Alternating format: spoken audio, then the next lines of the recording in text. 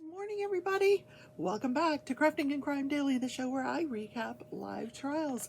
Today is Saturday, April 1st, April Fool's Day. Yeah, I'm going skiing in 1 week. So excited. I'm so excited. Okay, on Saturdays, I recap the trial of Lucy Letby that is going on in the UK. Lucy Letby is charged with the murder of 7 babies and the attempted murder of 10 other babies in the neonatal intensive care unit at the Countess of Chester Hospital in the UK.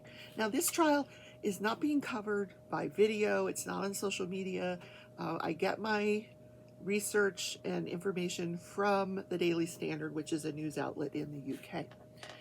They are actually sitting in the courtroom watching this trial. That has been going on since November. And the reason it's been going on for so long, here's the reason. Because each baby is like a separate trial. First they put on mom and dad, then they put on any relatives that want to testify that have anything, to testify about. Then they put on the person that brings in the medical record, and they talk about what's in the medical record. Then they bring on the doctors and the nurses. Then they bring on the experts to say what they think happened to the baby. And this takes weeks sometimes. And then they're doing this one baby at a time. Now, she has 22 charges she is facing with because she attempted to murder some of these babies allegedly multiple times. And I say allegedly because she's innocent until proven guilty. Yeah. So I'm going to tell you the story of babies E and F. And I've already covered A and B in a separate video, and then C and D last weekend. So today is baby E and F. So this was the mother of identical twins, babies E and F. They were male babies. They were born on July 29th, 2015. She had expected to deliver at the Liverpool Women's Hospital, but the hospital was at capacity. They could not take any more patients. Mom was then taken to Countess of Chester Hospital. Baby E weighed 2 pounds, 14 ounces. I don't know what baby F weighed. I could not find that in the record. Mom believed that her babies were in good condition for their gestational age, which I could also not find in the medical record. But given their weight, it was probably around 30 weeks. A few hours after Mom gave birth, she was able to visit them for a few minutes in the neonatal intensive care unit. They were in room 1 at the Countess of Chester Hospital. The following day, July 30th, Mom made her way down to the NICU, which was not easy given that she had had a cesarean section. She was able to cuddle baby E, however, baby F was on CPAP. That's the continuous positive airway pressure, keeps the baby breathing. Coincidentally, on July 30th, Lucy Letby took part in a debriefing about baby A. Baby A, back on, I covered a long time ago.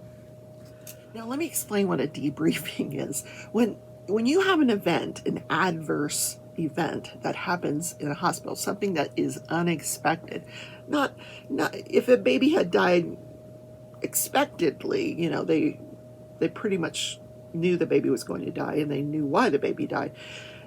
That wouldn't require a debriefing. But when you have any kind of event that happens that's untoward or unexpected, you should always have a debriefing. I was a risk manager and a neonatal intensive care nurse in the past.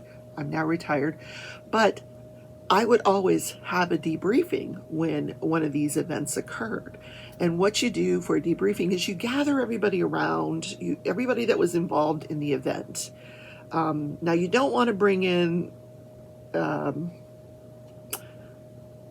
administration and all those people like that. I would be there as a risk manager, but other than that, you would just have the people that were involved, and you want to give each person a chance to speak. But before you do, you want to make sure that everybody knows that this is a safe space, that, I'm not taking any notes, that this is just a time for everybody to speak out, about what they think occurred, what their role was, what they think happened, what they think should have should have happened, what thing could have been done, what could have been done better, what was. It's just sort of a, it gives everybody a chance to talk and to get out their feelings about this event that occurred. So this is what was happening on July 30th, right? The day after these babies E and F were born. They're having a debriefing on baby A that Lucy attends. So going back to baby E and F, it was very important to this mom that she be allowed to breastfeed her child. But give them her breast milk. So her breast milk hadn't come in, so she did agree to allow her babies to have donor milk until her breast milk came in. Over the next few days, she thought baby E was progressing better than baby F, but by August 1st, they were both doing well, according to the mom. Mom and her husband made arrangements for the babies to be transferred to a closer hospital to home because, mom was going to be discharged and she wanted the babies to go to a different hospital because they needed time to grow. So she was making those arrangements. So Lucy was the designated nurse on the night shift taking care of baby F August 1st and 2nd.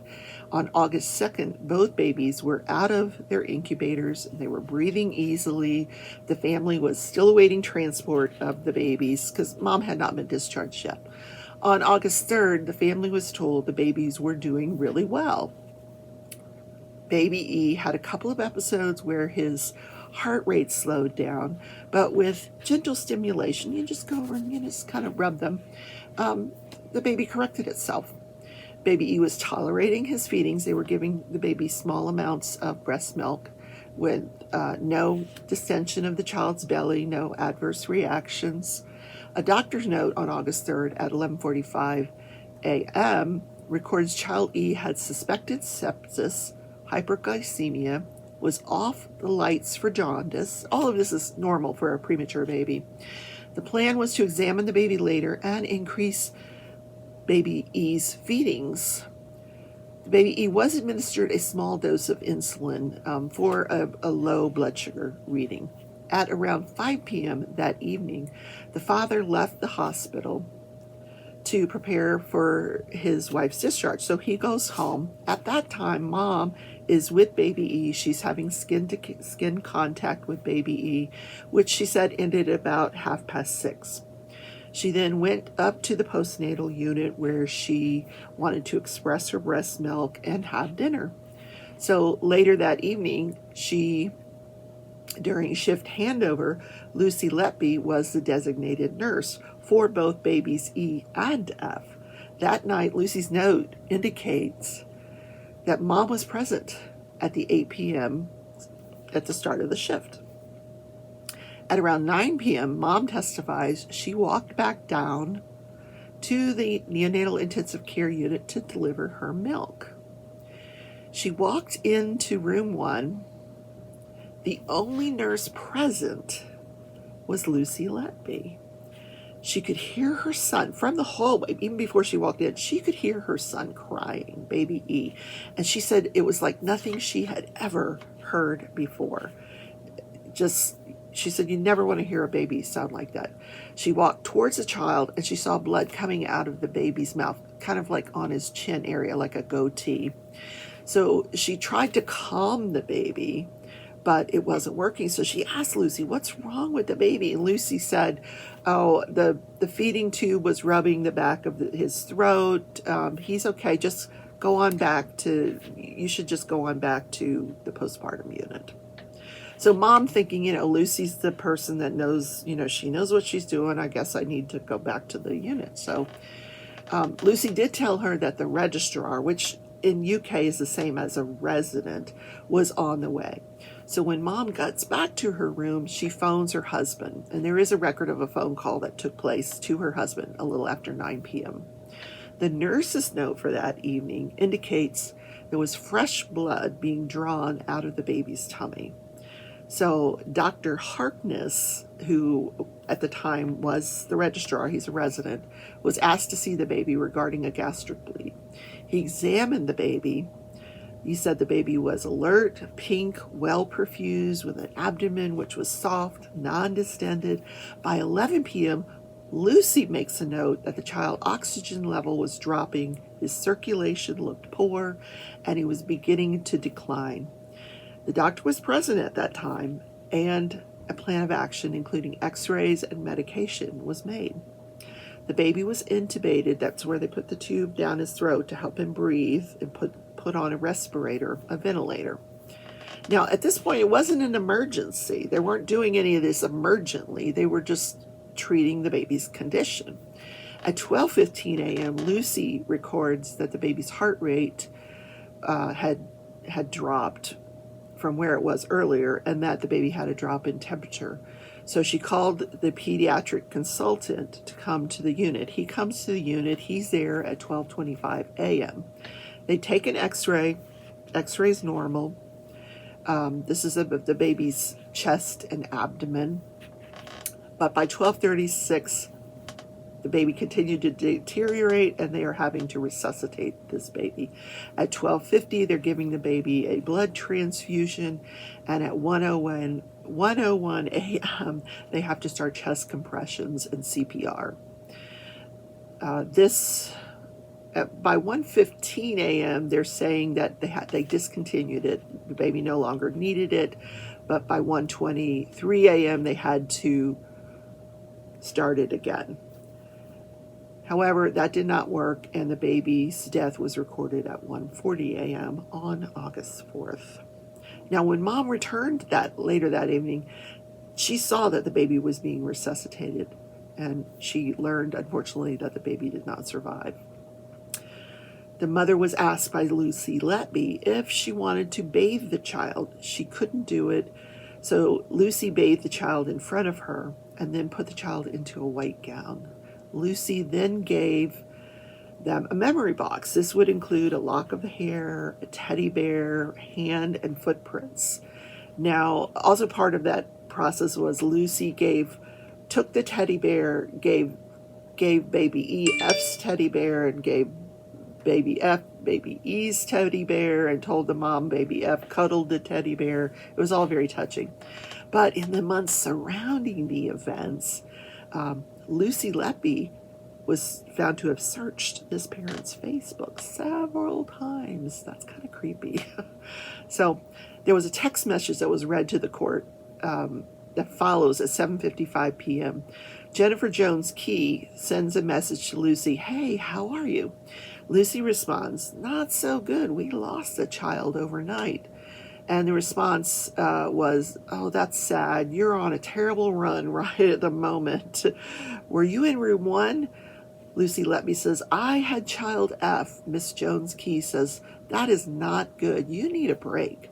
Lucy says, "It's the luck of the draw, unfortunately." And Mrs. Jones Key says, "You do seem to be having some very bad luck." So we then get the testimony of a pediatric consultant who said he examined the babies, that the baby's deterioration was well outside. This baby's deterioration was outside what was expected for the norm. He described the baby as being still pink but having purple blotches on his stomach. We then get the expert testimony on baby E. He says he believed that there had been intentional interference with this child E. He told the jury that the child had suffered a trauma, something that caused a major gastric bleed, and this had no innocent explanation. He suggested it could have been caused by a medical tool called an introducer. He said these are plastic tubes that are used for suction. The expert went on to tell the court that a more significant factor in child E's death was the injection of air into his bloodstream. Now we're going to talk about child F, baby E's twin brother. Child F required some resuscitation at birth and was taken to the neonatal intensive care unit, intubated, ventilated, and given medicine to help his lungs. The day after his birth, or the 2 days after his birth, July 31st, there was a high blood sugar reading on baby F. and he was prescribed a tiny dose of insulin to correct it. He was extubated, and they had taken the tube out. He was breathing on his own, but they gave him the CPAP to help support him. That's that, continuous positive airway pressure that keeps their airway open. Following baby E's death, the parents had asked that the baby F be transferred to another hospital, but transport was unavailable due to an emergency. On the night shift of August 4th, going into the 5th, Lucy Letby was assigned to baby F at 12:25 a.m. on August 5th, still with Lucy Letby. She hung a bag of TPN, following which the child suffered a deterioration at 1:15 a.m. His heart rate increased along with his respiration rate. His blood sugar level was low, and he was administered 10% dextrose. It's, glucose, sugar, water, through the IV, intravenously at 2:05 a.m., along with various other medications. At 2:45 a.m., his blood sugar was still low, so they gave another 10% dextrose infusion. That was recorded at 3:50 a.m.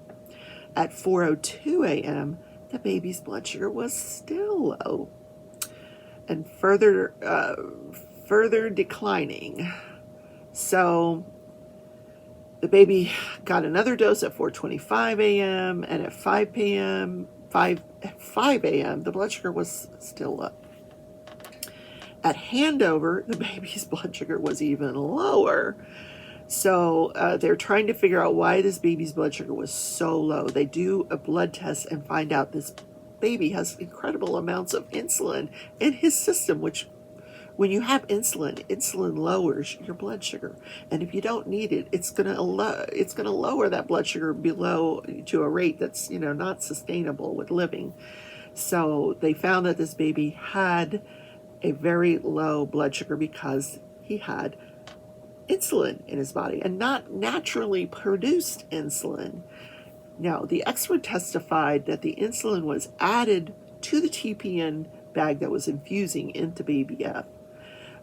TPN is total parenteral nutrition. If a baby's not eating or drinking anything, they give nutrition through an IV line. So that was one explanation for the astonishing levels of insulin found in the baby's F's bloodstream. It was that he had received insulin from an outside source. Now, this insulin was kept in a treatment room in the NICU. The treatment room was unlocked. It was available for doctors and nurses 24/7. Everyone had access to this treatment room. It was kept in a refrigerator. So you could just go in, draw up however much insulin you need, and put it through the TPN bag. Now, TPN normally does not have insulin in it. It just doesn't go with the other ingredients that are in it. It doesn't mix well with those ingredients. So it really it's never done unless it's done on purpose for some untoward meaning. Baby F did survive, yeah, thank goodness, and was able to go home with his mom and dad. Unfortunately, baby E did not. There was no autopsy done on baby E. The doctor said that although baby E's death was not expected, mom was so upset that they just didn't feel like they could ask her if she wanted an autopsy. So next Saturday, I will be out of town. I'm going to see if maybe during the week I can record A, B, C, D, E, F, G, and H for you, so you don't miss an episode. But we'll see. If not, it's Easter weekend. We'll skip it and we'll get it the following Saturday. So I hope you enjoyed the content. Please don't forget to hit that thumbs up button right there, and I will see you in the next one.